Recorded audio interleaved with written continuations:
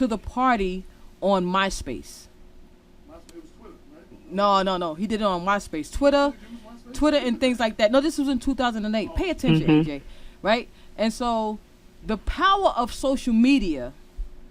It ended up with over 500 people showing up to this boy's house.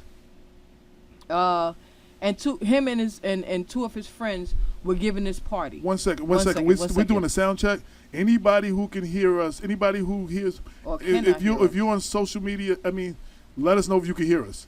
If you can hear us, let us know. Type Cynthia, tweet, do something. Let us know you can hear us. I can hear you. That's but good. you're on the phone though. We need everybody on the computer. That's what counts. Okay, but go ahead. All right, so Delaney ended up having this party. He was 16 years old. He's a white boy, and this was in 2008. And this party ended up with the riot police coming. It got clearly out of hand, and the police had to come in order to clamp down the big commotion. And so I just wanted to say that to segue in to the video that has been viral right now and been posted up like within the past 6 hours.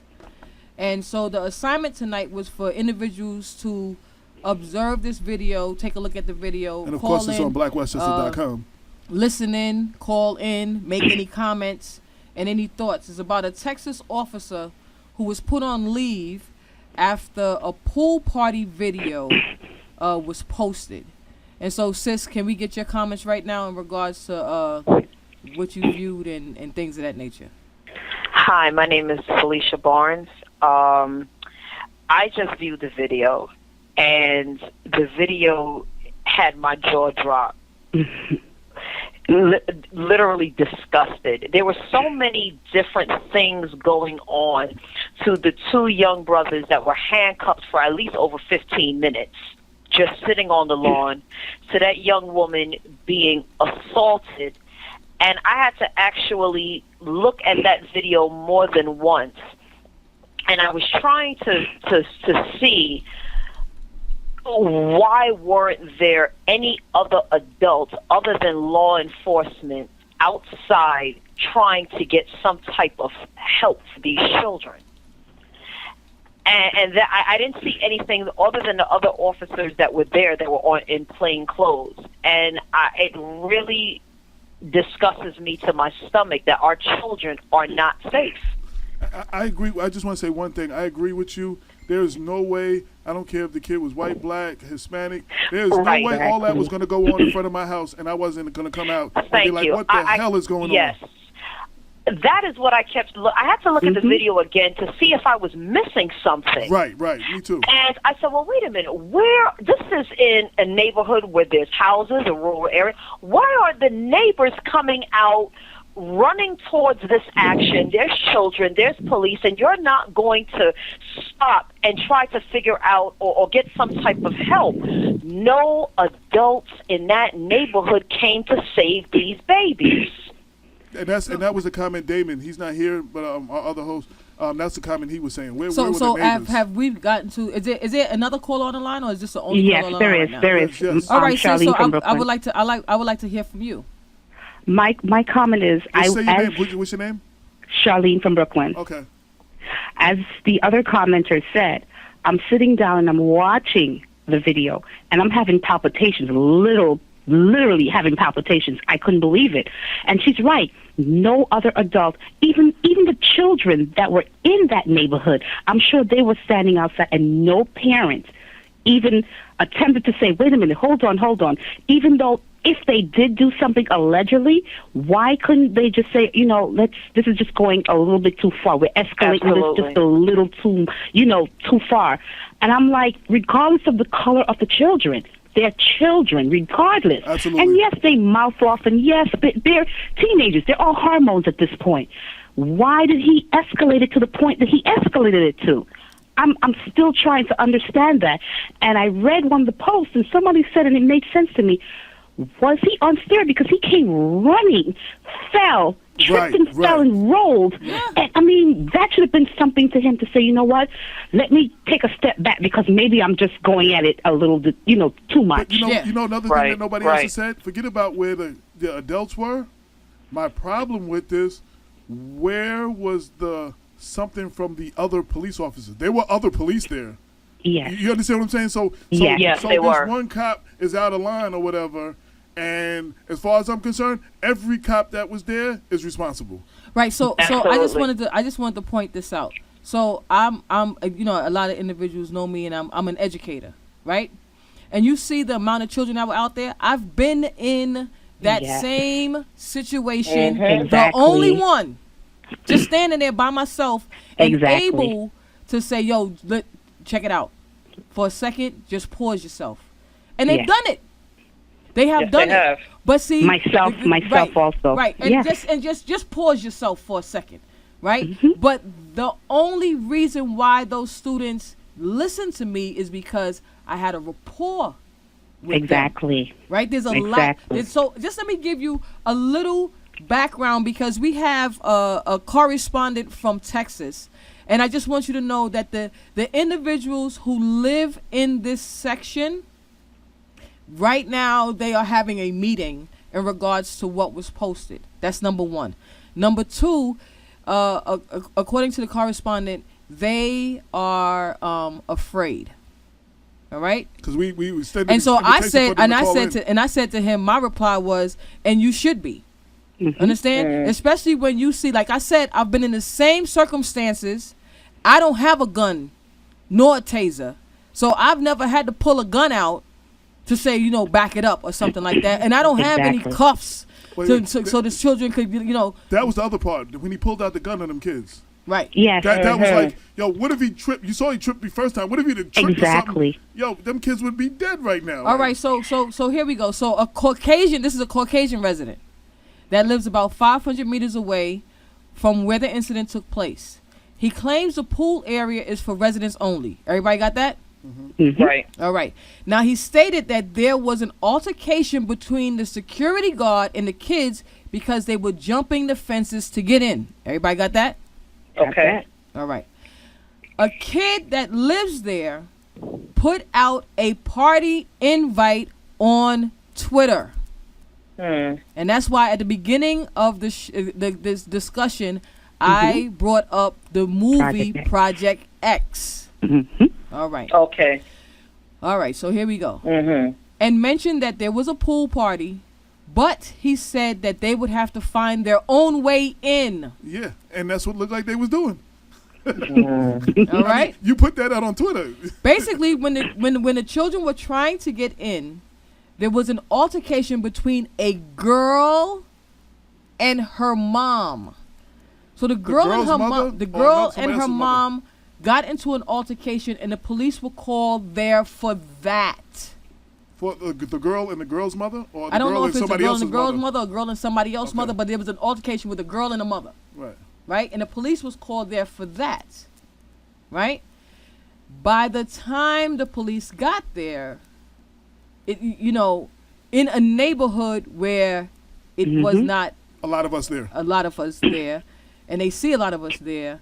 Now they're trying to tell individuals to disseminate, and this is where it starts escalating. Oh, by the way, the individual who put out the invitation on Twitter for the party is also black. You got that? Mm-hmm. So, of course, by the time the police officer gets there and their response. So, like I said, I've been in the same exact situation. Same exact situation. As of 180th, 180th in Honeywell, 180th in Daly. Oh, I could tell you the blocks in the South Bronx where I have to roll up on the block and see what's going on because it's a load of children out there and they're getting ready to fight. Right? These children were getting ready to go to the pool, though, and they were dressed in pool clothing. Gear. And so my question is, in regards with everybody have always had the same questioning as into the training. what kind of training does an individual, because I know they didn't train me to go up on Honeywell on 180th Street. What they trained me was how to implement Go in and teach education. That's right. and Exactly. curriculum Go in and map teach. and lesson planning. They didn't they didn't teach me and Mr. Primus on how to roll up into one of the Exactly. baddest parks in the Bronx and get the children from out there and take them back into the school. They didn't teach us that part. Without a And they gun, didn't- without a taser, and without Exactly. handcuffs. Damon speaks about that too. He says most cops should serve on a tier in a correctional facility because whoever that is, please mute your phone. We have another caller, 646. Please hold for a second. But Okay. you're on a tier with several inmates, and you need to do conflict resolution, and you ain't got no gun. You find Exactly. a whole lot of other ways That's to right. contain people. That's right. And if you had officers go through that, maybe before they actually hit the street, maybe they would learn how to do some kind of conflict De-escalate. negotiation. Exactly. De-escalation. That's the thing. That's what they're supposed to do. I used to do club promotions, and they used to come to a lot of our functions, and they would escalate. You have them there sometimes to de-escalate. And it They- doesn't happen. They would Mhm. escalate the situation. You know what I'm saying? And that's what they do. Yeah. I seen the same thing happen yesterday where it took 6 cops and they surrounded one person. And I'm saying, I turned to my brother and I said, because he's in law enforcement, and he's like, well, and I'm like, no, it takes 2 people. I can understand 2 people trying to handcuff. You handcuff, and then the rest are there as support. Why is it taking 6 to try and handcuff? That escalates the situation to me. That's how I see with a lot of resisting arrest. Because if you have 6 people trying to pull on you at the same time, while you're pulling, don't you figure that that person over there is saying, well, he's resisting, so I have to hold him even tighter. And then the other person, wait, he's not moving, I'm pulling him. So you're being pulled in several different ways. I mean, it's, for me to see, I see that.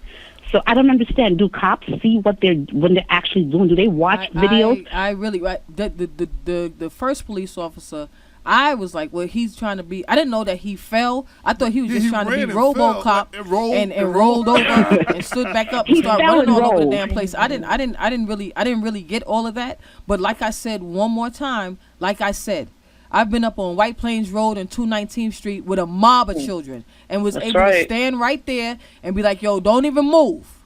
Don't move. Nobody move. And was able to man a crowd. But the thing behind that is that I have a rapport with those individuals. Understand? And so there's no rapport. Everybody is afraid. You had 2 little boys sitting there, and I call them little to me. Those are little boys. Right? 2 little boys sitting there, and they were unable to. They kept asking, "Well, what? You know, I just got here. Yeah, we just I just got here." And they said we were invited. Right, Like, and then he chastised them right. as to why you not listening to me. You don't have a rapport with me. Right. Why is it that I must listen to you? I don't have a rapport with you. And the other thing I want to say, and the other thing he said, well, you're going to do what everybody else is doing. If there's a group of people running, it's nature for you to run as well. Exactly. You know what I'm saying? Regardless whether it has to do with police, whether it has to do if it's a group of people. But I want to get to we had another caller that hasn't got a chance to talk from a 646 area code. Please state your name and your comment. Hi, Danette Chavis, New York City, New York. What's up, Danette? How you doing, baby? Thank you for baby? your patience. How are you? I'm fine. I'm well. I did watch that video, and I watched it holding my breath, wondering if somebody was going to be shot. Well, see, that's Thank God right. nobody was shot. And listening to the story behind it, I really think this should serve as a wake-up call to that entire community, for all of us, really, particularly the young man who sent the invites out, telling his friends to get in whichever way he can. That alone was bad instruction, but I think that his family needs to have a sit-down and talk with him concerning where he currently stays. It sounds like they live in a community where the majority of people are white. I'm basing that based upon the fact that one phone call alone was sufficient to bring police out there and cause them to go ham on all the black people who were there, and nobody came out of their houses. So it gave me the impression that that was a mainly white community that was glad that the police were there to run all of those black people away who they felt didn't belong there. So there's a whole lot going on in that video. And I think I'm glad that people saw it. I'm glad that people are shocked at what they saw. But I really think that it's a wake-up call for the community, for us, and that young man's family really needs to have a discussion with him. And maybe it's a wake-up call for them themselves, because some of us, we move out of our own community and what we feel is a better neighborhood, but we haven't properly instructed our children. We haven't properly informed them on what it took for us to make the change into someplace nicer, and properly advise them that because we're here, there are people who don't like you being here. Absolutely. Okay, and there's certain habits and things that you used to do in your community that you shouldn't have been doing even there, and you most certainly can't be doing it here, because these white folks do not even want you here regardless, to how you're living, regardless to how you're taught and trained. So there's a whole lot of instruction and communication that needs to be had. Can I ask a question? Yes, ma'am. I'm sorry. I kind of agree and disagree with what the past. This is Charlene from Brooklyn. Oh, okay. This is Charlene from Brooklyn. I kind of agree and disagree. Now, Brooklyn is on an explosion. It's on a gentrification explosion. Okay? Now, we know that in certain areas of Brooklyn that used to be mostly African American is now becoming so gentrified that you can't even afford to live there. Right. Why is it possible that we always on ourselves say we're moving to a better neighborhood and that we must teach our children how to act in a better neighborhood? Why is it that it can't just be that we're moving to a neighborhood and things might be a little bit different, but why is it always that we have to change our ways of doing things? I understand what you said. That gentleman was incorrect. That young man was wrong for what he did, for putting out that Twitter response like that. But why is it that we have to always change for everyone? Now, in the neighborhoods that I'm seeing in Brooklyn, they have to go around making changes. Because why? Because now the neighborhood is now gentrified and it's different. So now what you used to do, walking down the street and laughing with your friends, now you have to walk and be quiet because this is now a different kind of neighborhood. Why is that? Why is it always us that have to change? Why no one else always has to change? Well, let me clarify what I said and what I meant.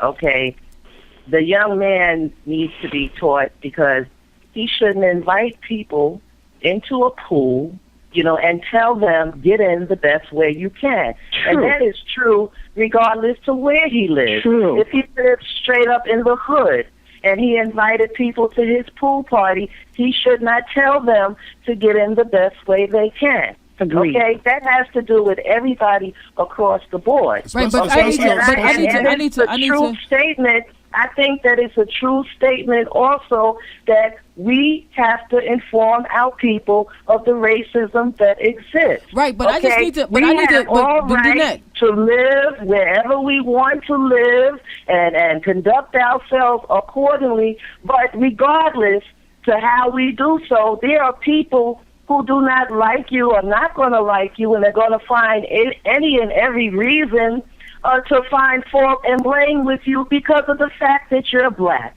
Right, and but I stand by that. That's true. People, I find that mostly with our people, we like to pretend that it isn't what it is. Okay, we like to pretend that if we get the education and we get the degrees and we get the good job and we can go on and live the American dream and things will be fine and dandy. They're not fine and dandy. And when we don't teach and tell our children the reality, then we do them a disservice. And we help them be placed in situations that could adversely affect them because we didn't properly prepare them and make them aware of the reality that they live in. And Absolutely. That's aside from common instructions on what you do and don't do, like invite your friends to get in and whichever way they see fit. Yeah, That's but you know what? Can I tell you? I just want to tell y'all this like little brief background. I went to Iona College. right? And anybody that rocked at Iona College know that Iona College rock. And so we used to have parties. And when I tell you we used to have parties, we used to have parties. And so when we had a party at the track house, at the house, not a building, at the house, the police from New Rochelle used to come into the party and be like, yo, listen, y'all, you got to move your cars from outside residence parking a driveway, because we used to just park our car in anybody's driveway and just go up into the house, right? you know.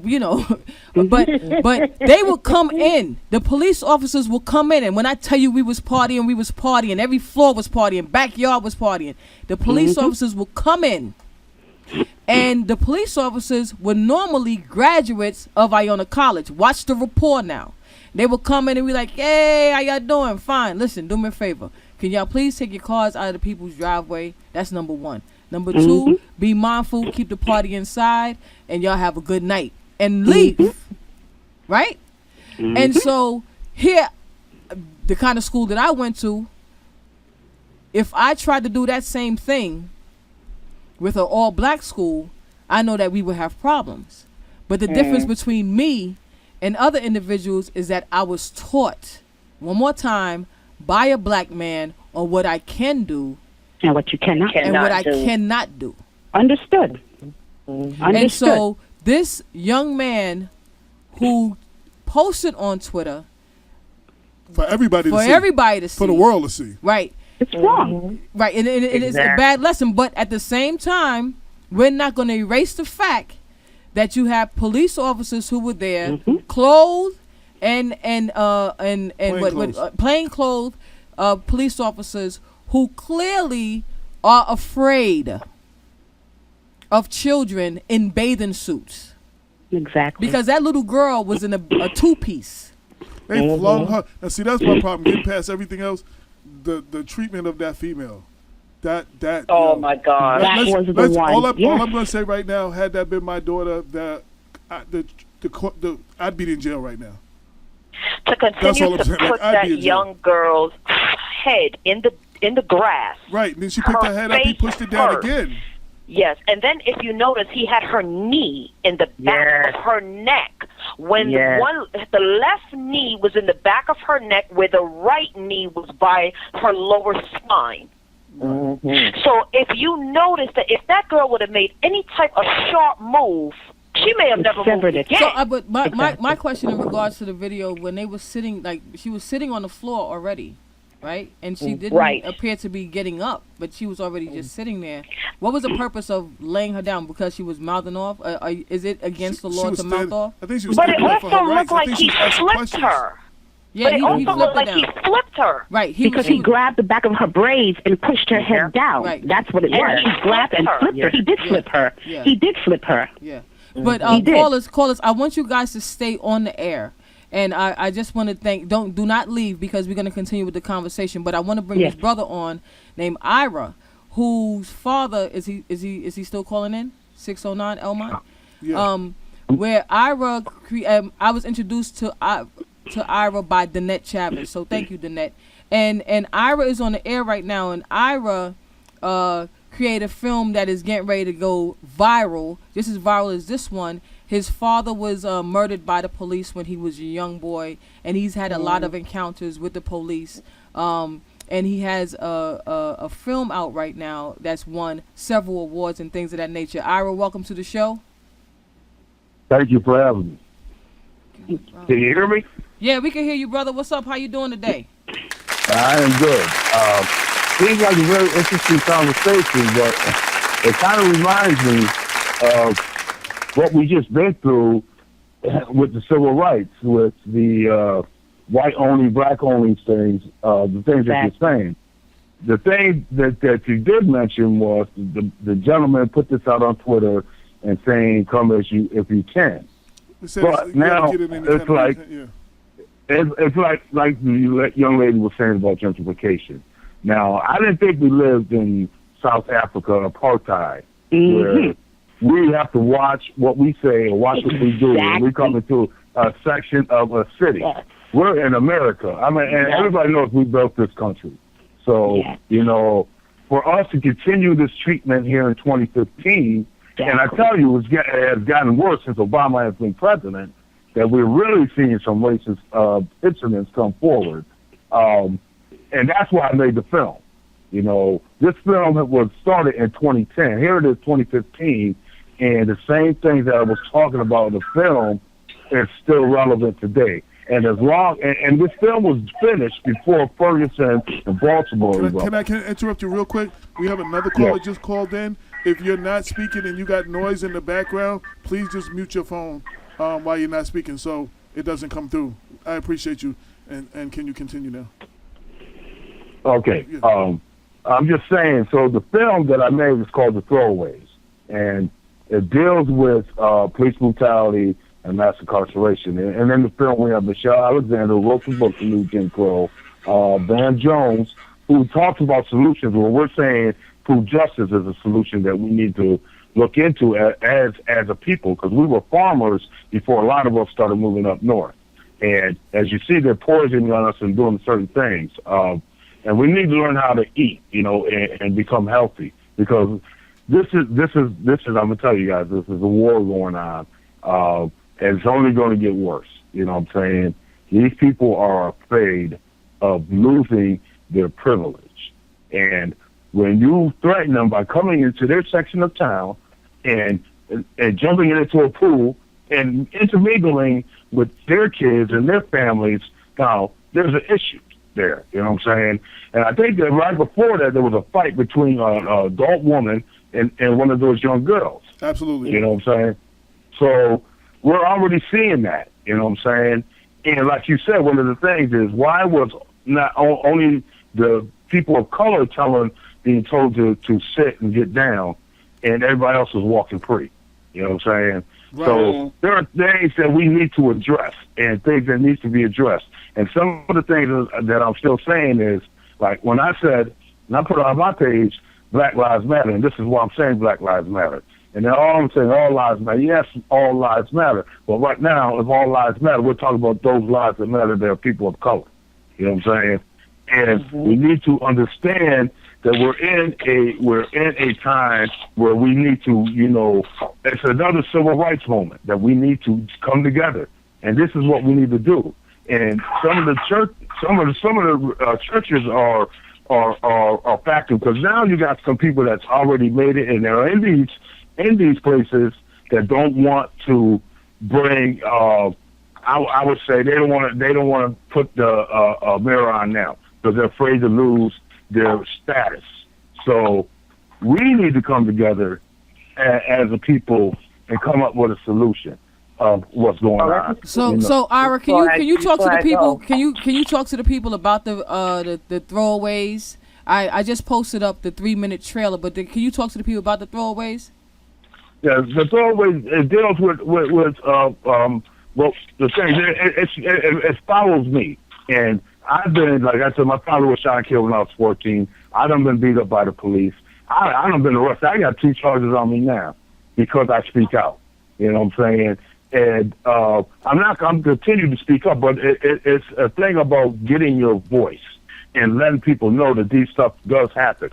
This film, like I said, was made before Ferguson and with Baltimore just around. We're getting ready to go to Baltimore on June 20th. And I've been all over with this film, and we won awards in Long Beach, Indy, and won awards in Harlem International Film Festival. But the goal of it is to show people something that happens to people of color that they don't see and they refuse to see. So it's a grassroots movement, like you guys are grassroots. It's getting this word out, that there is a film out there that discusses this thing, and it has these prominent activists in it, and it deals with these issues, and it was dealing with these issues like back in 2013, 2014, before this stuff really came to a head. Right. So our goal is to show people that we go through, and this is what we need to do. Well, Ira, you know, I really, truly appreciate you wanting to talk to the people that listen to Black Westchester. Definitely from here on in, we definitely have a bond. We can't wait for you to come into the studio and sit with us and talk about your journey. Make sure that you keep us abreast. I'm going to make sure that AJ Woodson inbox you so we can get an article about you on Black Westchester magazine. And because this is definitely needed. One question that I have. This is what I can do. I can send you guys a DVD of the whole film. I do have DVDs out, but we only do it for presentations because we're working with distribution now. But it's something that needs to be seen. Okay. There is, like I said, there is a 40-minute interview on Democracy Now. So if they hit Democracy Now website and put in the throwaways or Ira McKinley, they can see that interview. And it's 40 minutes, and Amy Goodman goes in depth with the conversation. And this was made back in September of last year. So this is something that we need to connect. And I'm also coming into New York City anyways in the next couple of months. Okay, and we can connect, and maybe you guys can be a sponsor. All right. So we truly appreciate you. Thank you for calling in.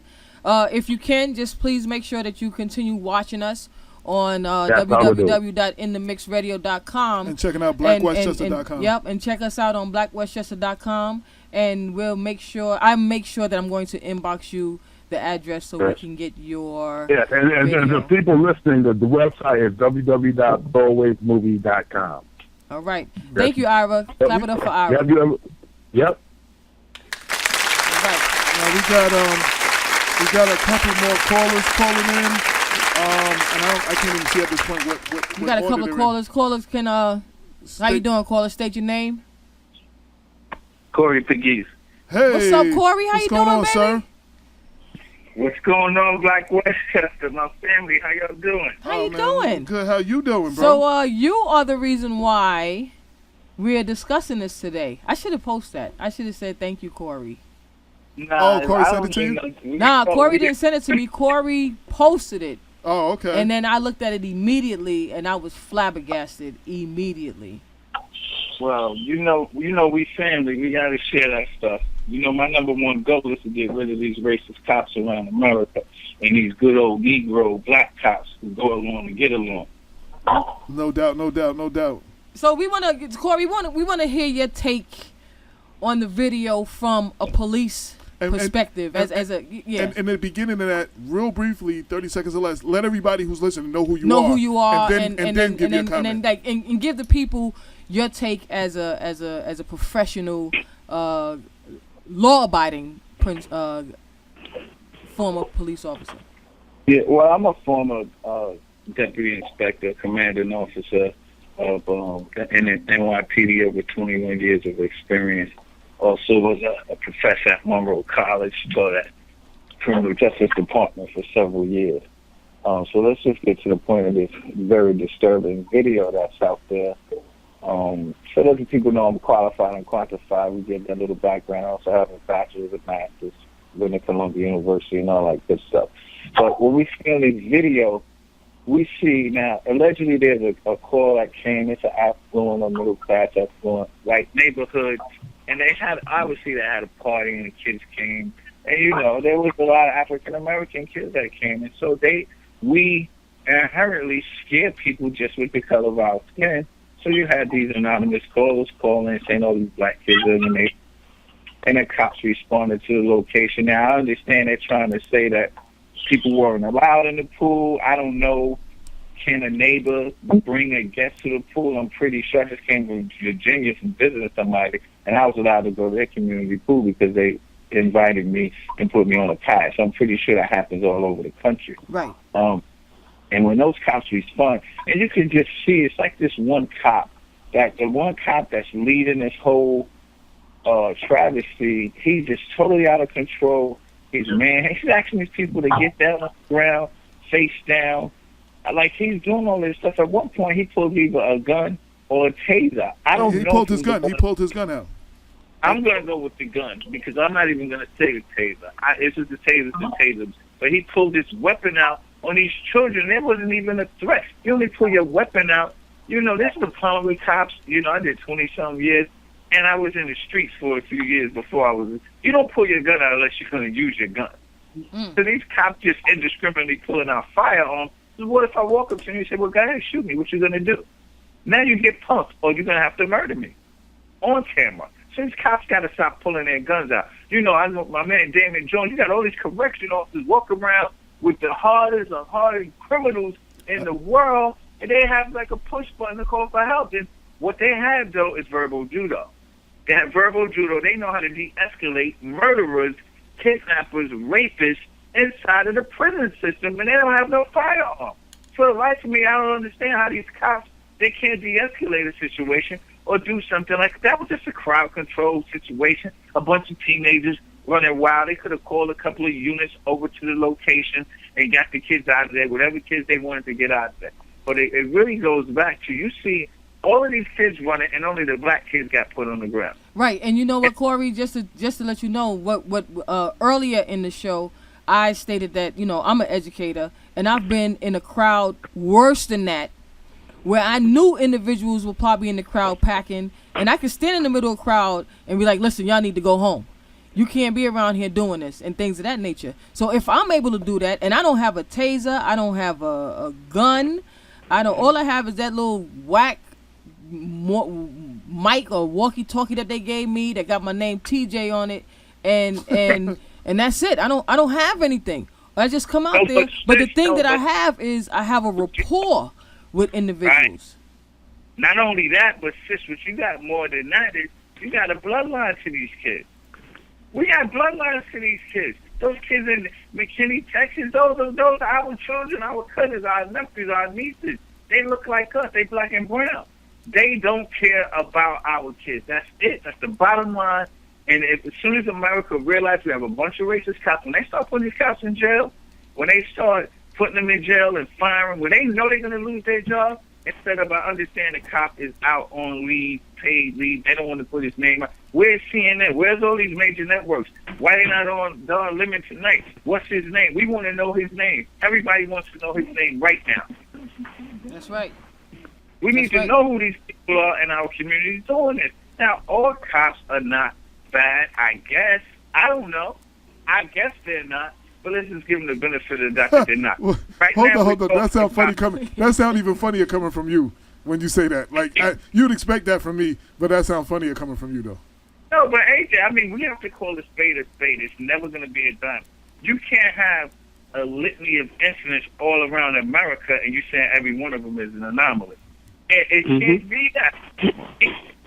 Rodney King was an anomaly because it was on videotape. But it was happening all over the country. We just didn't have videotapes. Right. Now all of this stuff is on videotape, so you can see, whoa, this stuff been going on. Now social media is on the forefront. But this stuff been going on. I've been fighting for 20 years for rights of young black kids while I'm a cop in the belly of the beach fighting alongside Eric Adams and Tony Moran and Eric Sanders. We're fighting. We've been fighting for years. And now everybody's waking up saying, wow, this stuff been going on. But Corey, here's my question, Corey. So, the other day I was at work, and it was 9:00 in the morning, and I got a call to say that on 100. There's another call. No. Again, I don't know. Like, if you're not talking, if you can do me a favor, because there's like 5 or 6 people on the line. If you can mute your phone yourself when you're not talking, or turn your radio down. Okay. So what's up, bro? Money Man's in the house. Yes. So we have, I got a call 9:00 in the morning, and it said the call said, TJ, you need to come down here to the corner store, cause there's a lot of students out here, right? So I go downstairs to the corner store, and when I get to the corner store, there's about like 35 children outside, 15 on one side, 15 on the other. It's clearly gonna be a fight, right? Right. So I said, it's not gonna happen today, not this morning. And then I go down to another block, and you have citizens that are coming out saying, she said, Miss, I think you are she. They said she is coming. You look like she. And a lot of them are inside the store. And so I went in the store, and I pulled a lot of students out and said, come on, let's go. We're not going to do this out here. And I am not going to call the police. And I told them that. I said, I am trying my best not to call the police. Let's go. Because I know that when the police got there, the only thing that they were going to do is just start locking everybody up. And so if I'm able to roll up on 180th and Daly and 180th and Honeywell by myself, and just and disperse a crowd. Why is it that you have like this officer who they just showed in Texas do RoboCop style, rolling all over the floor and things of that nature? What is that? Sister, this is what it is. They go unscathed. We be on this phone for 30 hours straight talking about just a few incidents. They don't get in trouble. They got to start firing these people. They got to start making them personal liable where it's not just I just want to interrupt you. I just want to interrupt you 1 second, and I agree 100%.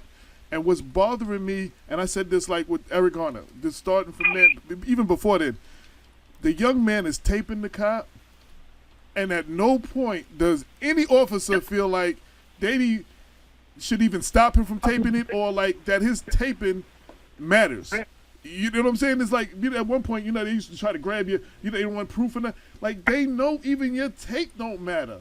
You know what I'm saying at this point? That's their arrogance, and we have to stop that arrogance of making sure we're putting people in place that have our best interests when we're voting. This is big. Young black men getting killed and young black men encounters with police. It can't be it's bigger than ISIS to me. ISIS is all the way on the other side of the world. We got ISIS right here. Yeah, we got terrorism in our own communities, right? They killing our young black men, and everything is like, all right, I'm sorry, we're going to give you $750,000 and let it go away. Like a Kai Gurley, Right. And the reason I keep bringing him up, in the Eric Garner case, he had a record, so there could be people that say, oh, but he was a criminal. Mike Brown had some sort of a record.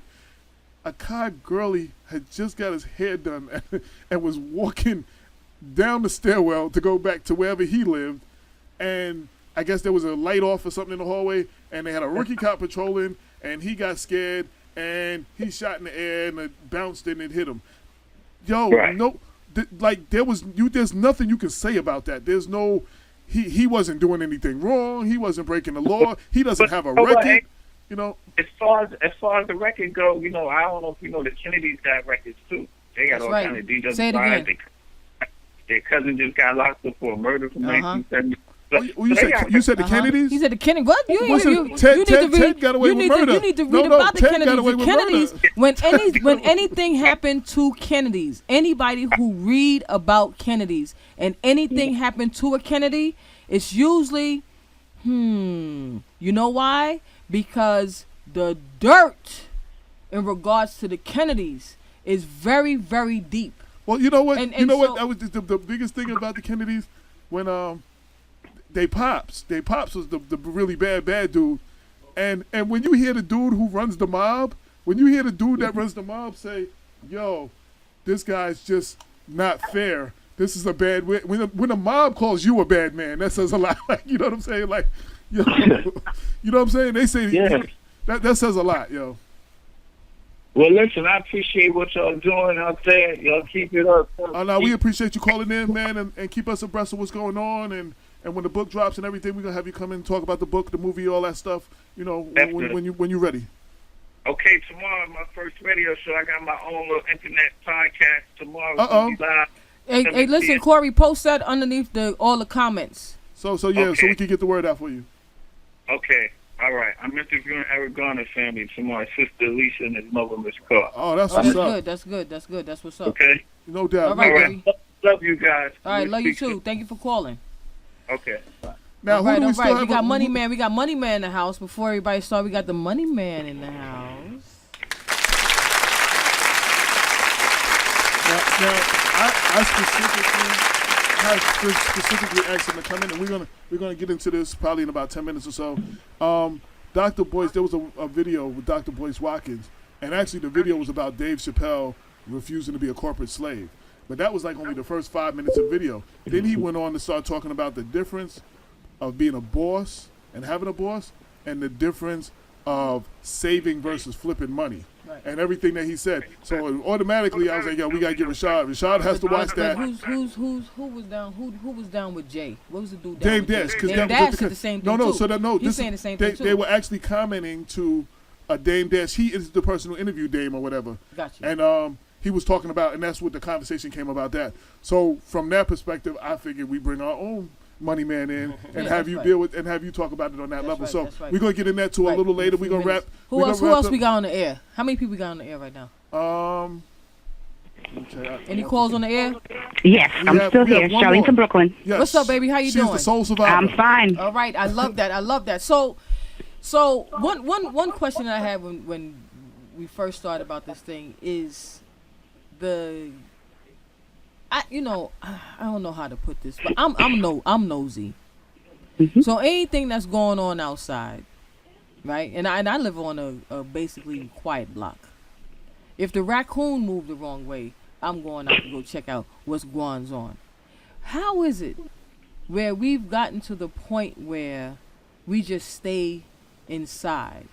Yeah, because on my block, when we stay inside, it's because 4 o'clock in the morning, there was about 5 shots, and then 2 shots, and then 2 more shots, and then 2 shots real distance away. Yeah, we stay inside, but that's why we stay inside. But I mean, where has it where you see that children are in need, and Yes, they are. individuals are not stepping up to the plate. How about I put it like that? You know what's sad? The white boy who's filming this, and it was a white, like you could tell it was a white guy.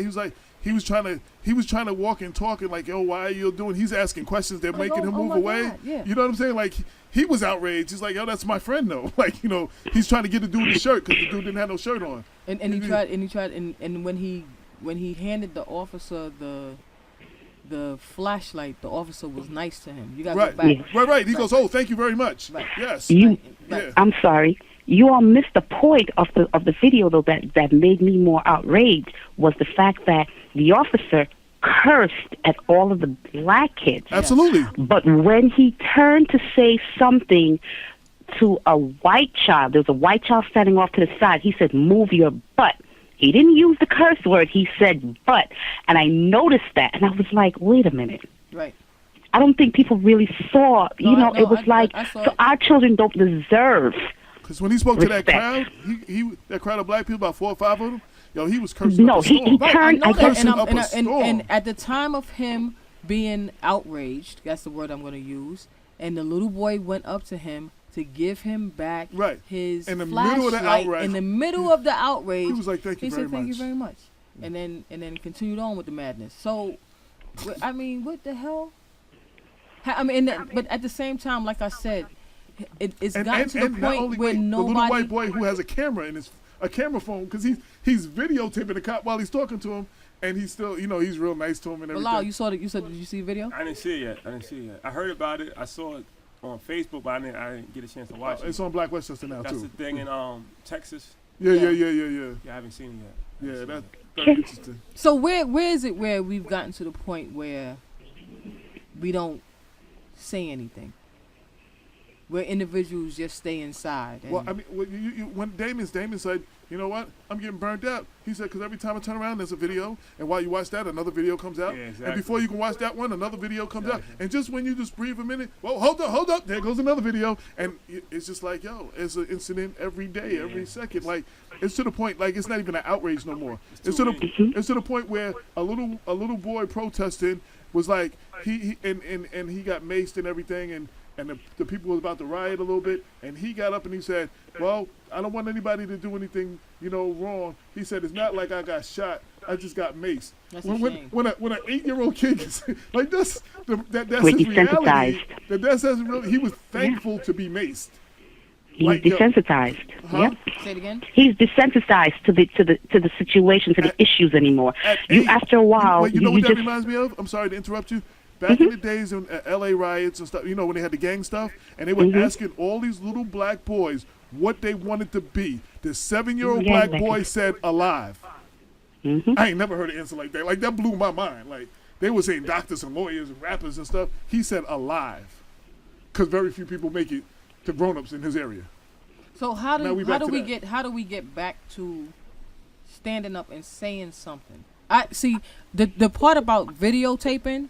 I take too many pictures and I videotape too much. I won't have any space on my camera to That's why- videotape. that's why you got anyway. Dropbox. I'm gonna be in the video. That's why you gotta but be there won't be Dropbox. any. I don't care. about Dropbox just that. loads it I- right away, empties it. I Yeah. don't have time.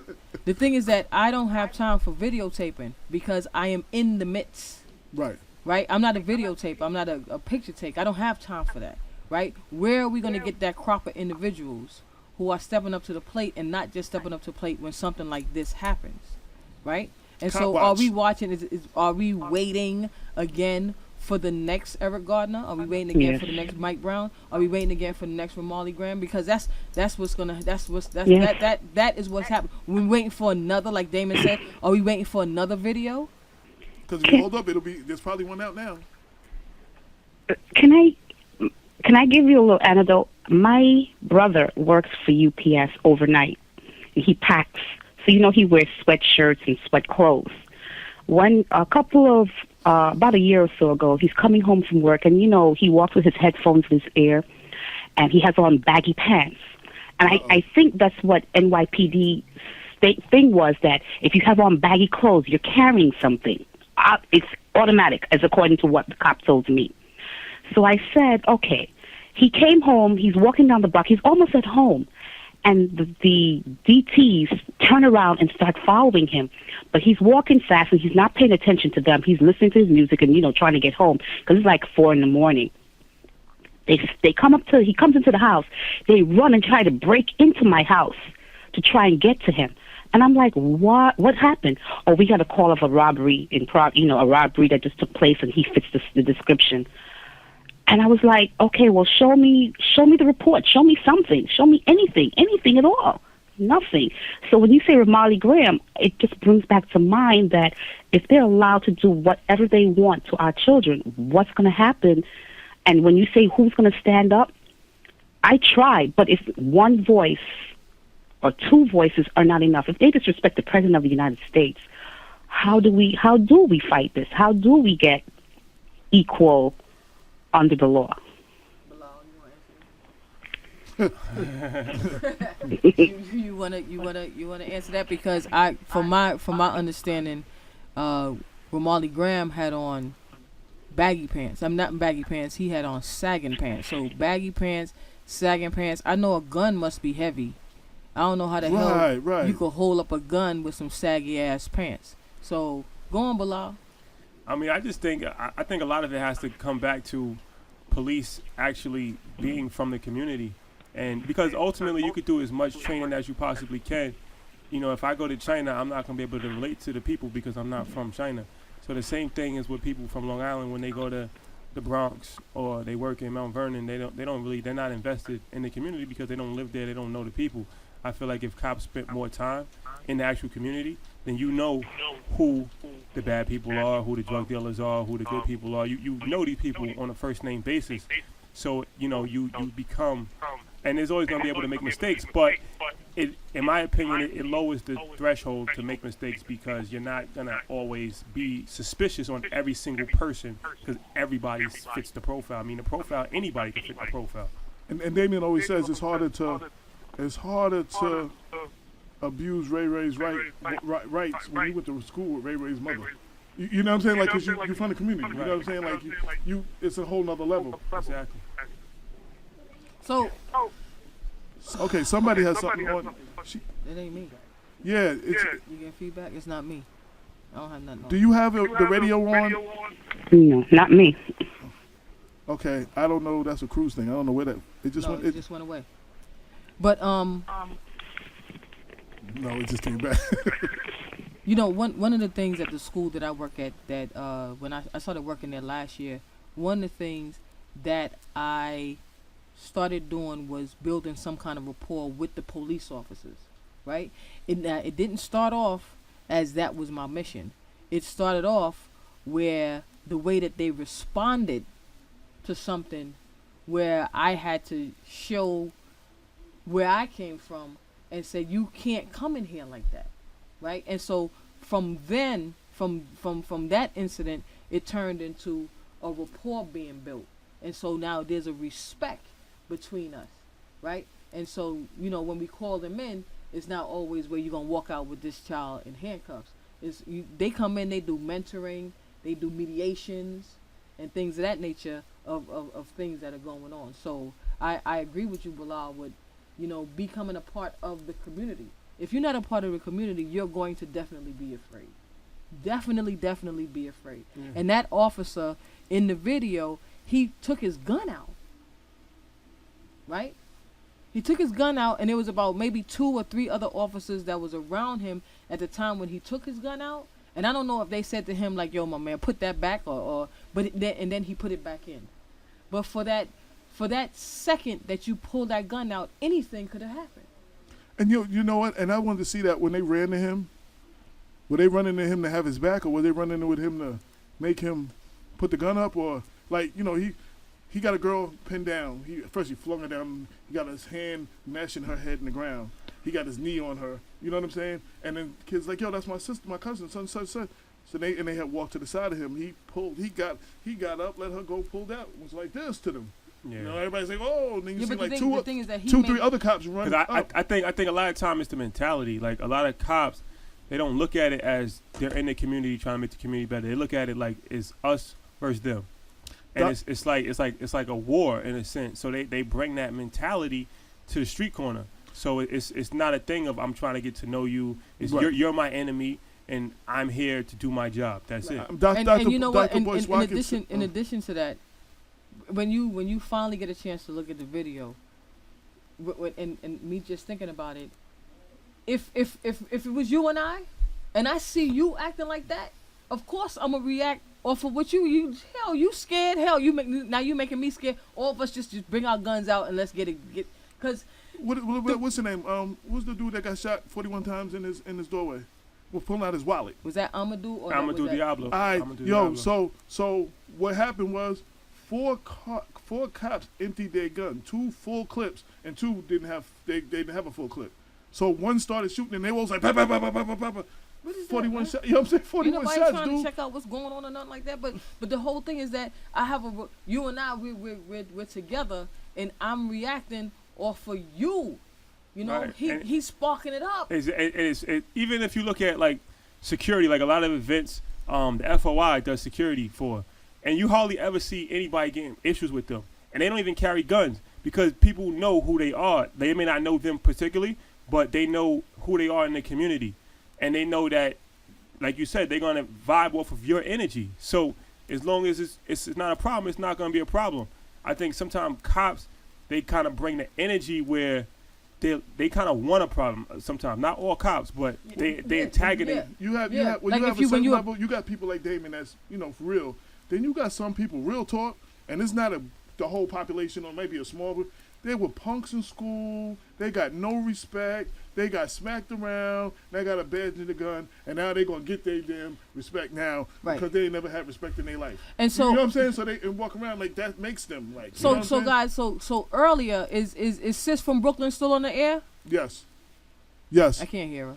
Yes, I am. Yes, I am. Good. So earlier, remember when the net was talking about? I'm gonna wrap this up in 5 minutes and go to the next segment. The net was talking about how we teach our children how to conduct themselves in the right way and things of that nature. All right, so the yes ma'am and the no sir and all that. I've done the yes ma'am and the no sir to somebody who is just a complete asshole. Where I'm like, yo, I'm being as respectable as I can to you, and you're unable to see that. You're unable to digest that I am being respectable to you. But it don't make a difference. It doesn't make a difference from the beginning. Yeah, it don't make the difference. My son is that way. You're beneath me, so it doesn't make a difference what you do. My son is that. He goes to Dartmouth in New Hampshire. He goes to Dartmouth. He's at Dartmouth University, and he is a handful. You can count on your hands the amount of African American. And I've taught him, yes sir, no sir, yes ma'am, no ma'am. I taught him everything, and yet he's still being messed with. So that's what I'm saying. Why do we always have to comprise to other people's expectation of us? Why can't they just say, okay, that's just another child, that's just another adult, that's just another young man, young woman, person, period, human being? There's a couple of things I want to say. One, I want to ask you, like we talked about this whole thing. What do you feel we need to do to move in the right direction? What suggestions, or what do you feel about that? Oof. Like I like to have we talked about all this. Like at least some kind of resolution. I see. I'm looking at you. Ask the question, and before she said "hoof," I answered, I don't know.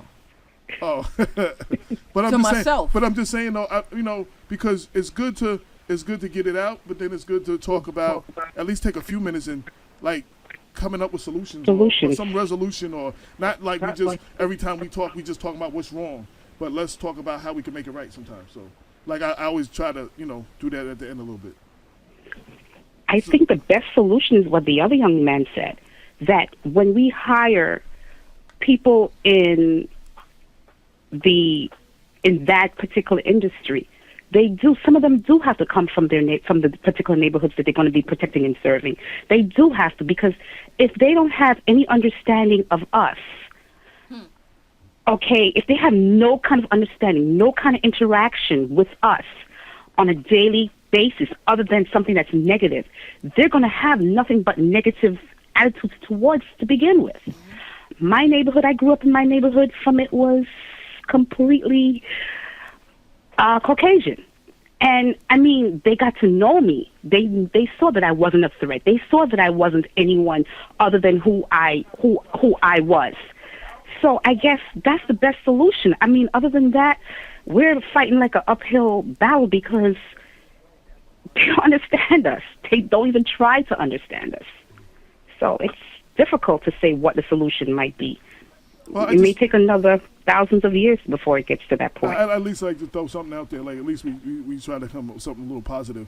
We're about to switch. You can stay on the line, but we're about to switch into the next segment. Yes. Like I was alluding to earlier, there was a video that I came across, Dr. Boyce Watkins, and it was about David Chappelle refused to be a corporate slave, and he breaks it down about David Chappelle and about backing out and about how they he refused to sell out. And then they started talking about the Dame Dash thing that you were talking about, and they got to the point of like I said, the difference between being a boss versus having a boss, and saving versus flipping money. And because when I got questions about finances, I called my man right here. I figured, he hadn't been on the show in a while. We need to get him up here to speak on that perspective. Well, thank you. So say your name for anybody who don't know. Rashad Bilal. Okay. So I'm definitely a friend of the program.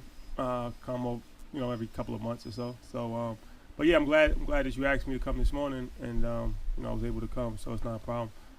So I guess the first question would be,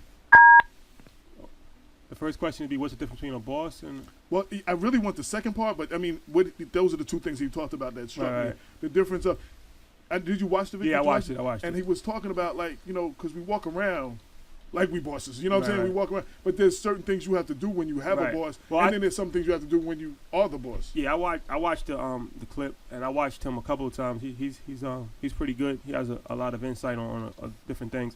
I think that he made some good points as far as everybody is kind of beholden to somebody on some level. Right. But that still doesn't necessarily mean that you're not a boss. The way I look at my personal take on it is if somebody can tell you that you're fired, then you're not a boss. Absolutely. And if somebody can't tell you that you're fired, then you are a boss. That's how I look at it. And there's nothing wrong with, not being. Everybody is not a boss. Some people don't have entrepreneurial spirits. There's nothing wrong with that. Mm-hmm. But I do think that as a people, we lack in that area as far as other cultures and other people. The percentages of entrepreneurship and being a boss is a lot higher, and a lot of times we don't set the bar high as far as business is concerned and owning our own business. We don't necessarily think that is realistic, or we don't have an example to follow. We don't have a mentor to follow, so we kind of just fall in line and do what we see our friends and what our family do and things of that nature. But I think that he did make a good point as far as to say that, there's a lot of responsibility with being a lot of times people just throw that term out there because, it sounds good, it sounds cool. But, it's when people think about going to business for themselves, it's never anything easy. It's a lot of sleepless nights. You may not get paid. You may have to pay people. You got to, it's a lot of things. It's a lot of stress. Welcome to my world. It's a lot of stress that goes along with it as well. But there's definitely freedom, I think, at least, as opposed to, there's nothing, to me, it's invaluable to wake up whenever you want to wake up, to do whatever you really want to do, not have to ask to go on vacation. You know, that those kind of things. It is a certain level of pride that comes along with that, and there's nothing wrong with that. That's what Dame said. He got a lot of feedback for that because people thought that he was saying if you have a regular job, then you're not a real man, or you should. And I don't think that that's true, and I don't think that's what he necessarily meant by his comments, Dame Dash I'm talking about. Mm-hmm. But the part that I think people missed is that when he said that his son takes pride in watching him, and that he's kind of like a superhero for his son. Right. And I think that that's important. You should want to lead an example for your children to let them know that they can be better than you and that they can own a business as opposed to work for a business. So Right. I think those points were definitely, worthy as far as what Dr. Boyce Watkins was talking about and what Dame Dash was talking about as well. And the second part, I really think a lot of people in the community, our community, don't realize the savings versus flipping money. Right. Like, there's a big difference. Like, people always talk about flipping money. Like, but you're not saving nothing. But you're not, that whole. And I Right. figured you. Yeah, can speak to that a little and bit. the thing with us black people is that a lot of it has to deal with psychological how we were brought up and trained. We realized we really just started to actually make money, and we still are far behind as far as the percentage of wealth. It's Mhm. very concentrated at the top, and most African Americans are not participating in that. But we come from obviously slavery, and after slavery, sharecropping, and after that, legal discrimination, and then illegal discrimination. Even now, it's kind of illegal discrimination. So we have a mindset of if we get $1, we have to either hold on to that dollar forever because it's never going to come back to us. We have a scarcity mindset, or we have to spend it because we have to show. As soon as we get $100, we have to show that we have $100 because we're not used to actually having money. So we either spend it on things that will never come back to us, like jewelry and cars and clothes and stuff like that, or we are, we ration it and hold on to it and keep a scarcity mindset because we're not used to having it. And I think with Dame said, I think the problem with Dame Dash sometimes is that he says good things, but he just doesn't articulate it Right. very well. Because right. he said his exact quote was, "Saving money is for suckers." So that's not really a good way to put it, Mm-hmm. because obviously, I mean, it's always you have to save money. It's a good idea to save money. You can't say, but I think what he meant by that is that kind of like the old adage, it's like scared money doesn't make any money. Right. In business or in life in general, you should always want to multiply your money. So if you get $1,000 and your friend has $1,000 and your other friend has $1,000, why don't you pull that $3,000 together, and then you can go and do something else, whether you want to start a company or buy some stock or whatever. And then from there, 3,000 turns to 6, 6,000 turns to 12, and that's what it's really about. As far as that's how I look at it, you always want to kind of multiply your money through different avenues, through different streams, and work. I think that's another thing too that they didn't really talk about, but something that we have to start doing a lot more of is you can only go so far yourself. Absolutely. Mm-hmm. Yeah, and I was just going to say, Say it again. You can only go so far yourself. A man told me, he was like, "Yo," I said, "Yeah, but I own my company," and he said, "Cool." And he said, "Why don't you all?" He said, because everybody was there. He said to everybody in the room, "So 100% of nothing is what?" Nothing. So, but 10% of $1 million industry. Right. You understand what I'm Right. saying? And I was like, "Yo, my card says the boss, but Right. 100% of nothing is what?" Yeah. Yeah, no, it's true. It's And that goes across the board for in so many different. Absolutely. It goes across the board, and that's the part that individuals don't see. The forum that we were at the other day, there was a gentleman that raised his hand and said, "Look a little bit like you, in fact," and he said, "I want to be a police officer." And what does anybody have to say to me about wanting to be a police officer as a black man? And a lot of individuals got up and was like, "Nah, you shouldn't do it. You shouldn't do it. You shouldn't do it." Right? And so Frank Shaw, he said, "Well, what you want the police station to be all white people? Why would you give a person some advice like that?" So then I said to him, "You can do it, but you can't do it alone. What you need is a pack of individuals, right? You become a lawyer, you become a police officer, and I become the judge. So that when something goes wrong with you, You go in, you get him as a lawyer, and when y'all come in, I'm the judge. And that's how individuals have been doing it for many different, many other group of people but us. many years. Yes, together as a cohort. I have a friend who's from Africa, and she said when she came to this country from Africa, she was met at the airport by individuals who she never met before from Africa. They told her where she was going to live. They told her all the ways, all the steps in order to start getting housing, in order to get a car, in order to register for working, and what schools the child should go to, and things of that nature. And showed everything. And the place where she was living, she said it was only for a little while where she could live there, because then the next set of individuals were coming in and they were going there also in the same, and then she too had to do the same thing. So I had to go to the airport and meet the new set of individuals who are coming in and show them the way. We're not doing that. Go ahead. I think, and that's not by accident either. As far as that was designed for African Americans to think on a competitive scale against each other. So instead of saying, okay, I made $1 million and I'm going to help you make $1 million because together that $2 million could turn into $4 million, we could make more money together. We look at it, I made my $1 million, but you are competition for me. So I have to just show, like, if you look at, there's about probably 300 different vodka companies in the USA. Diddy is associated with Ciroc. Everybody knows that. Right. So 50 Cent started a new company called Effin. His whole marketing campaign is to discredit Ciroc and Diddy. Right. Not Grey Goose, not Sky Vodka, not any other vodka. That's right. He's going after Diddy. That's right. Like, it's just like, why? So like the black vodka got exactly black like vodka. The one person that's associated with a black name, you target and go after. And not only that, just to piggyback on that. What I forgot where I read it. I read it in somewhere, and it was stated that instead of bigging him up, yes, he went and started doing a vodka.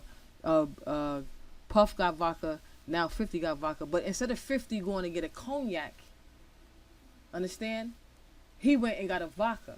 That's just like you got some individuals. They're going to get, like the females. They start lipstick. Everybody is doing lipstick. Come on. Y'all need to start cornering and somebody need to do eyeshadow.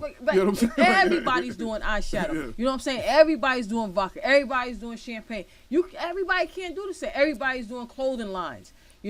Instead of you doing one thing, you doing another thing, I'm doing another thing, and then come together as one. I used to speak to when I was in the music business, and they had me speak to a lot of kids that wanted to be in the business or a lot of new artists and stuff, and I usually shocked them and said, everyone can't be a rapper or a DJ. Most of you in this room will never be one, professionally. Right. You know what I'm saying? Right. But that's not the bad. That's the real. But the good news is there's so much more that you can do for hip hop. Like go to law school. Like rappers need lawyers, but there's none of us for them to pay that money to. That's right. Rappers need accountants, but there's none of us to pay that money to. Rappers need publicists. Most of them don't have us to pay those. They need managers. There's just so many other things that you can do that can benefit hip hop without touching the microphone. Mm-hmm. Like you know what I'm saying? That can help us all go further. You know what I'm saying? You being one more rapper just ain't really helping us, kids. Like, you know what I'm saying? For real. Like, there's one or two that's exceptional, but it's just like everybody can't do it. And that's the same thing. That's the same thing with sports. They have a school, a school of sports or something, and a high school, and so there were some students who said that I don't know how to play any sports. I said, but you could be a lawyer for individuals who are in the sports field. Understand? You could. There's so many different things that you can be in connection to the sports and not actually play the sport. And they was looking at me, I never thought about it like that. And so we need to start thinking on that level. Even the individuals who are playing the sport, but also learn something else. So that's in case they get hurt, they could still be in the sports field. Absolutely. Okay, right? Because we didn't interrupt you 4 or 5 times in your thought in the middle of your thought. Like I said, I just think that it's just a lot of it's just a mentality a lot of times that we have to change the way that we think. And I was reading a book and it was talking about how poor people always think from the standpoint of scarcity, and rich people always think from the standpoint of abundance. So like just money in general, poor people look at money as a limited resource. It's not a natural resource. Like money is printed by machines. They print it every single day. So there's nothing that stops. Like if you get rich, a poor mentality is that with 3 people here, the odds of one person getting rich is very slim. So by you getting it, you took my odds. Right. So that you lower my percentage. Right. So now I'm going to do whatever, even if I got to physically hurt and kill you, because now I want to get rich so bad that I want to take it from you. As opposed to saying that there's no shortage in money. We can all get rich.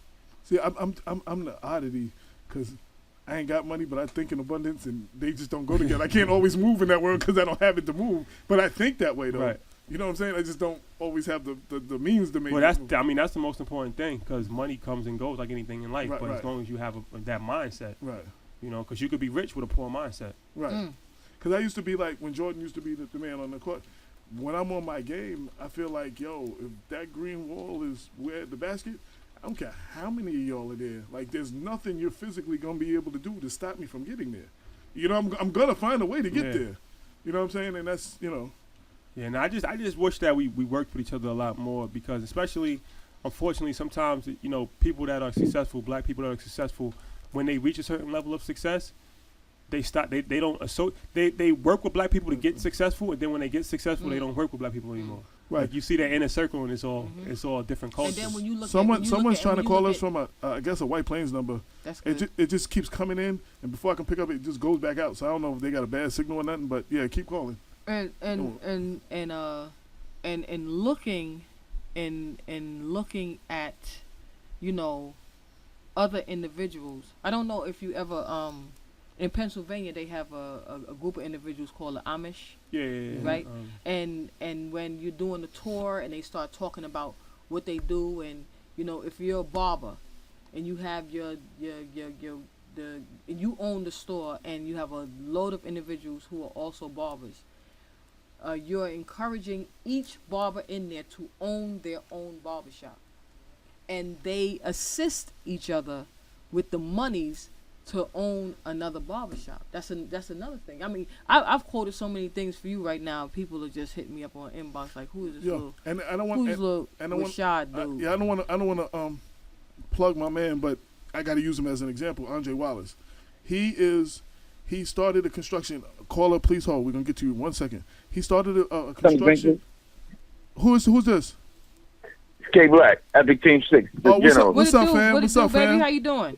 Hey, man, you know I'm a big supporter of the show. I got to listen to my fans. Oh, we appreciate that, fam. We appreciate that. No doubt. I was listening in, and I agree with some of what's being said right now, but you know me, I got to speak my heart, man. That's what we here for. What's up? Okay, talk to us. Listen, I don't. Some of what's said, I don't agree with, because we always highlighting the negativity in terms of what we do as blacks instead of highlighting the positivity. You know what I'm saying?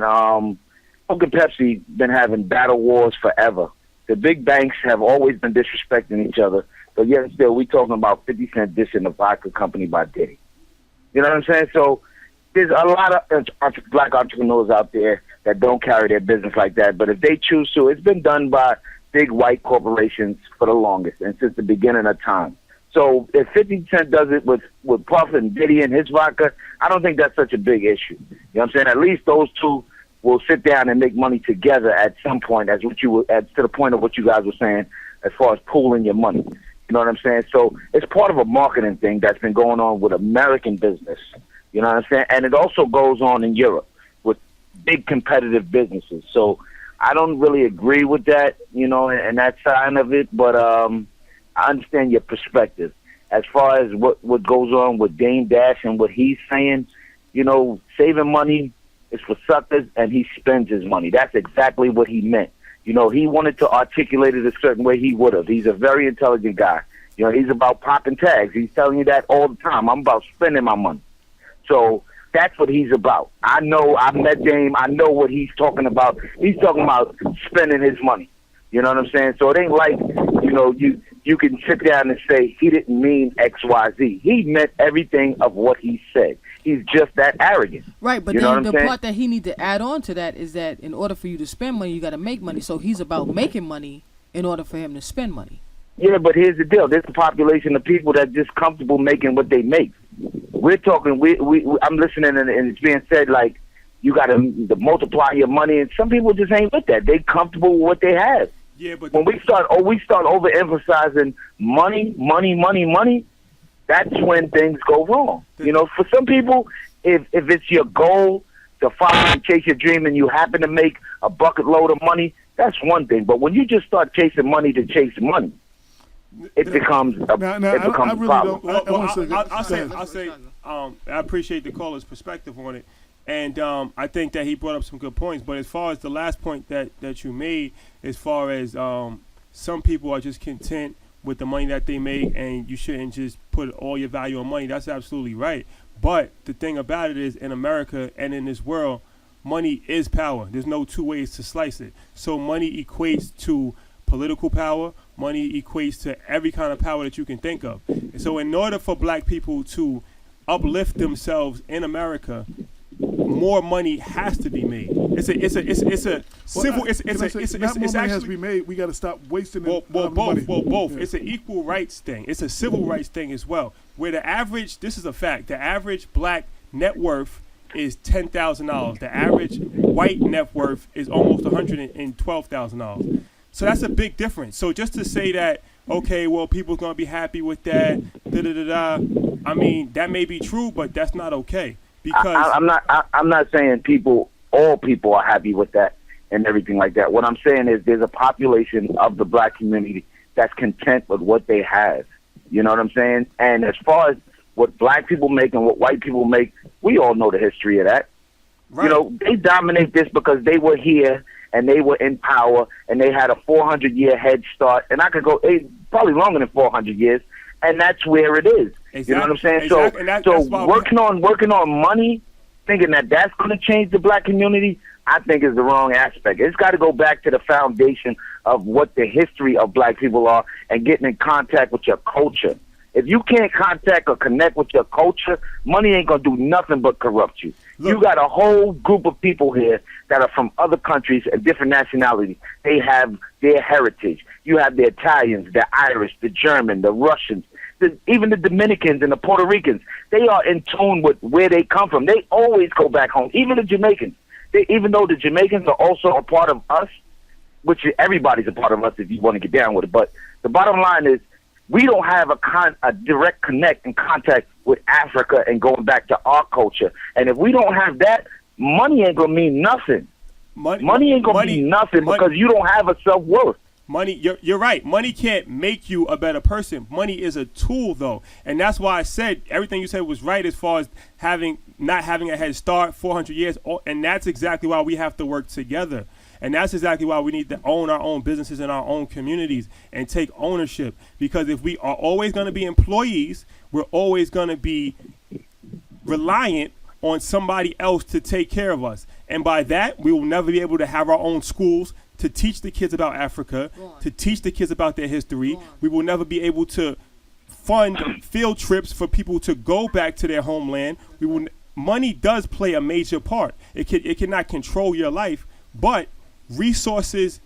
The reason why Israel is so affluent is the size of New Jersey, because all Jewish people all across the world feel a obligation to financially support Israel, to go and fight for Israel. They feel... Yeah, but Israel, brother, not to cut you off, but Israel is a totally different subject because Israel was given a place and they were given wealth because of what took place during the Holocaust. I understand that. So they got a head start. We were never given reparations for what happened to us during slavery. You're absolutely right. So that's kind of different. I know where you're going, but I just think that's a little different to use that. But I'm using that is because I'm in finance, right? So I'm one of the few, I am too. Okay. So in my office, I'm one of the few black people in the office, right? So I'm surrounded with all Jewish men for the most part. About 90% of my office is Jewish. So I see when they have fundraisers, they're not writing checks for $100 or $500. They're writing checks for $50,000. $100,000. So I'm using, obviously they have an advantage as well, but I'm using that as they financially support things that are important to them. Hospitals, synagogues, schools, so they can teach their kids about their history. So in order for us to do the same thing, we have to be financially strong so we can grow our own food, so we can teach our kids about the same thing as well. I'm just saying that money's a tool. I'm not saying that it's the most important thing in the world. I understand that. That's why I said I'm about to wrap that part up because we coming to the end of the show. But what all I right, do want to say, really quickly, I understand what the brother's saying, and he's going in a good direction. I just think that when you use certain things like Israel, you know what I'm saying? They give back money to Israel. If somebody here it made a lot of money and wanted to give back money to Africa, who would they give it to? Okay, but I want to say one thing now. I'd like to add something. 2 things about the Jewish people getting money from the Holocaust. If you gave reparations to black people right now, they wouldn't have wealth. And they would still, and a lot of people would be broke in 10 years. So without what he's talking about financing and about pooling your money and about learning how to use it intelligently, if you give, like Dave Chappelle did that thing about black people got reparations, and the stock went up in KFC and Cadillac. You know what I'm saying? And black people was broke like right afterwards. You know what I'm saying? Because if you give them a whole bunch of money, they'll spend more money without changing your mind state and teaching you what to do with money. And what Black said, you just asked a question. Who would they give their money back to? Right. Understand? You and you know, not to disrespect you or anything like that, Black. But a lot of cats, they ain't even got I was gonna say a Metro card, but it's a passport to go back to Africa. Understand what I'm saying? And so it's no connection. When you have using Jews in particular. Listen, I used to be a social worker. You could not go to their house at a certain time. If you didn't go in and come back out at a certain time, it's a wrap. When you go in certain parts of Brooklyn, one of my ace live in Brooklyn, and when I go around there at a certain time, I call her. You know what I say? Yo, can I park here? Cause it don't look like I could park. She said, yeah, you can park anywhere. They got it locked down, and so and like Rashad said, money plays a major role in that. Those but children, it's also the bigger role in that, Sin. The bigger role in that is because they're in tune with their culture and they brought it over here and they go back and visit and they support it. So their money allows them, right? Listen, their money allows them to stay in tune with their culture. Understand what I'm saying? They have another school they go to. If you come and sit down with some of the African children in my school, they'll tell you, Miss TJ, I can't come on Saturday because I have to go to my school to learn my language. Understand what I'm saying? I'm mad that you did the whole accent too. Just for the record. But it's true. It's true. Nah, I know what you're saying. And until you know, what are our children doing on a Saturday? Are they going to learn about their language? I bet you if you go into the Asian community, that on Saturdays or after school, they are going to their school. Right. We don't have us school. And money is what will allow us to have that us school. No, but in Harlem, in Harlem and Brooklyn. I am about to take this. I'm about to end. I'm about to wrap it up, AJ. Yeah. I'm glad. I just tune into y'all because y'all feed the mind. And that's a beautiful thing. Whatever y'all do, man. I want to get. I got 6 minutes. I want to get to my last words, comments. Nah, and all that. Do your thing. Love y'all. Much respect. You know I'll talk to y'all offline. No doubt. And to the brother Rashad, keep doing what you're doing, man. Thank you for the call. Thank you for calling, Kenny. Love you bunch. For y'all to know, that's Kenny. He got the show. They got the show ET6 that come on before us. Yeah. They be getting in it with the hip hop. You know what I'm saying? They be doing their thing. So before you tune into us, you know what I'm saying? Before we break it down for you, you know what I'm saying? Check them out and get entertained. You know what I'm saying? And we got a caller. Hold on real quick. Caller, please state your name and your comment briefly. We're coming to the close of the show. Hello. Hello. Yes, hello. Yes, please state your name and your People Before Politics radio show. Please state your name and your purpose for calling very briefly. Oh, no, I was calling to listen in. I didn't call to get on the air. Oh, okay, no doubt. What's your name anyway? Excuse me? My name is Winston. Hey, Winston, what's up? How you doing today? Oh, I'm fine. I'm good. But I just saw the app, and I wanted to listen in as to whatever y'all were talking about. Oh, earlier we were talking about the video that went viral and about the incident that was in Texas And we're coming and right now we're talking to the money man Rashad, giving us facts on the power of money in the black community. But then we have AJ keep trying to. We got 5 minutes. We got 5 minutes left in the show, and I'm about to wrap up, brother. But we have our site is blackwestchester.com, and sometime by tomorrow morning, this show will be on the site, and you can likely watch it in its entirety. Oh, okay, great. No doubt. As long as all the rest of the shows too. Okay, no doubt. We definitely appreciate you calling, and keep checking us out. Okay, my friend. You keep doing what you're doing. All right. Thank you. Rashad. Take care. Thanks a lot. All right. Rashad, any last words? Anything? Because I'm so out of what I was trying to do. So. Once again, thank you for inviting me. Thank you for having me. Oh man, this is home, dude, for real. Yeah. I wanted to spend more time on that though, but we didn't. Yeah, I think we had a good discussion on it. So it's always important, and everybody has different views. So it's good to get other people's feedback too. And see, we encourage feedback here.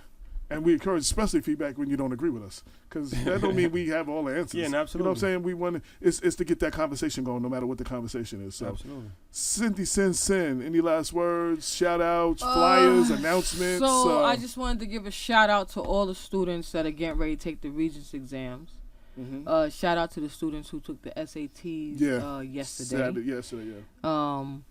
We're coming up on our students graduating, and a lot of students you just had prom, like what was that last week? Yeah, proms going on and graduation is going on, and I just want to tell the students out there and the parents of those students to keep that torch lit. That's something that AJ and I were having a conversation with, where you keep that torch lit and pass that torch on, and make sure you keep feeding that fire. And that fire of knowledge, and that fire of power, and so. And that's kind of what Rashad was talking about too. Yeah. It's just like, if you're in a place, it's your job to give to those around, like to build. Like if you don't build in the music business, just case in point, I take two people I know. Like Jeff Dixon used to manage Brand Nubians and Pooh and all them. His younger brother did the thing he did in the land and everything. Eventually got with Ludacris. Eventually started Ludacris Company. Eventually they got all that going. Now, real life, Jeff's probably history and what he was doing is over. Like, you understand what I'm saying? Pooh and them ain't doing that no more, right. On that level. But now his younger brother runs that whole, and now Jeff is his vice president. Why? Because you gave it to your little brother. You know what I'm saying? That's how we keep moving. Right. You know what I'm saying? And they start somebody else up. I'm glad you said that. Can I just say one thing? Yeah, it's actually in your best interest, like you said, to help people from a selfish standpoint. Because ultimately, if you plant several trees, like you said, sooner or later, you're not going to be at the top anymore. Mm-hmm. So you can, like Andre Harrell, he came back and he worked for Diddy after Diddy became who he was. So it's not only the moral good thing to do to raise people up, but from a selfish standpoint, 9 times out of 10, if you help people become successful, that's right, they're gonna want to help you as well. And they want to keep you around. Exactly. That's how I got the position that I'm in right now. I used to be his literacy coach.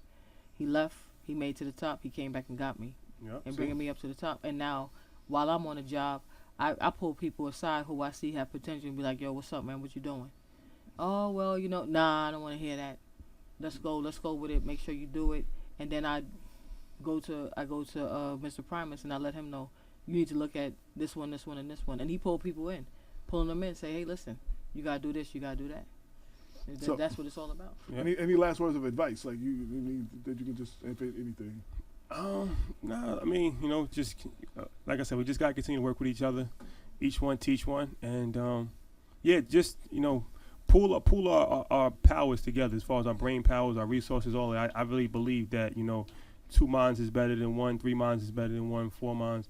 So the more people the more good positive energy that you have around any situation, you're only going to be more successful, in my opinion. Absolutely. They say in a marriage, when your wife or your husband, your strong points are their weak points and their weak points. But when you got a team, like there's some things that I just don't do, but Damon do. Right. There's things he don't do. I get down. You know what I'm saying? There's a whole nother level of things Cynthia do that she shot me like I'd be lost. Like you know what I'm saying? And if I had to, other than balancing my checkbook, if I had to do anything else as far as finances, you know what I'm saying? I gotta come see you. Yep. So as a team, and don't forget Priscilla, all the things she brings to that. Right. That's why Black Westchester is starting to grow. Even though I'm the name that they see, and we're the voices that if it wasn't for the whole team, we wouldn't be having this conversation still. Right. Yeah. But with that said, we'd like to thank everybody. You could be anywhere right now, but you chose to ride with us, and we greatly appreciate it. You are listening to BlackWestchester.com presents People Before Politics every Sunday, 6 to 8 on InTheMixRadio.com. And I don't know where the oh, here it goes. I was about to say, I don't know what the outro is. It already started. Hold on.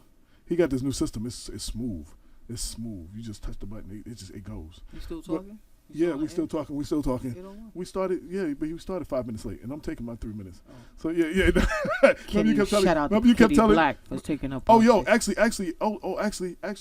shout out to Serena Williams for winning her 20th Grand Slam. Beautiful. And not only that, she had the flu. Do you know how weak the flu makes you? And she was able to pull out. Now there was some battles though, but she was able to pull out like ridiculous wins. And she's like, there's only one more person. She has two people that she got like for all time. Okay. One person for all time, and one person for in the slam era. Yeah, and she gets four more for the all time. She's the all time. Like, yeah, she's amazing. Yeah, so she definitely got to give her a shout out for holding it down, doing what she do. Shout out to everyone that called in. Shout out to everybody that listened. And shout out to everybody who made comments. And we truly, truly appreciate you. BlackWestchester.com presents People Before Politics radio show. It ain't on.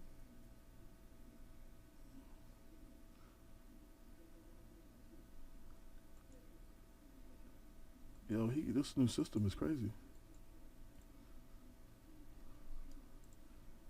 Okay, that's the end of the show. Bye-bye. Can you turn off the mic? Turn off the feed. I got that off. We're going to turn that off in a minute, too.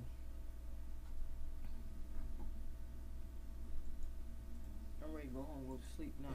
So we're taking that vacation? Actually, it's relaxing. Oh, yeah? Not going to do it for Cruz. So he can turn on. Where Cruz at? Cruz? He was fixing up that TV out there. Yoo-hoo! It ain't come on this time. It's supposed to. The mic's off, so and the screen's off. So why sound good?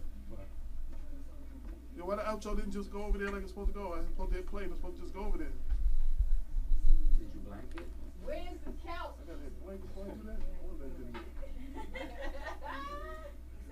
Did you put it up? Okay. Well, you have Skype muted, that's why you don't hear it. Oh, okay. So it was playing. Mm-hmm. Okay. The revolution. Okay. Sounds good. All right. Can you just drop it on that thing for me? Yeah, we have a lot of calls today.